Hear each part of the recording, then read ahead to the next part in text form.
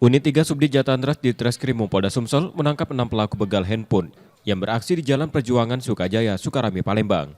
Aksi mereka sempat viral di media sosial setelah terekam mengejar dan mengeroyok korban di jalanan. Komplotan ini diketahui berkeliling dengan sepeda motor menggunakan modus tawuran untuk mengelabui warga. Saat menemukan korban yang tengah berboncengan, mereka langsung menghadang dan memukulinya. Korban sempat mencoba melarikan diri namun kalah jumlah dan akhirnya dianiaya hingga terluka. 1 unit handphone turut dibawa kabur para pelaku. Selain 6 pelaku yang telah ditangkap, polisi masih memburu 4 orang lainnya yang diduga ikut terlibat.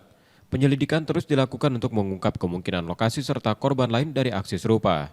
Dirampas HP-nya, dipukul bagian kepalanya dengan botol dan batu tajam.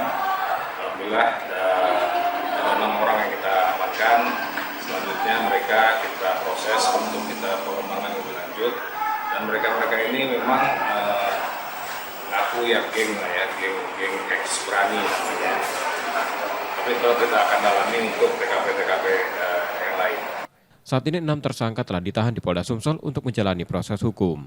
Reski Oktora, Pukles Diferensial, Kompas TV, Palembang, Sumatera Selatan.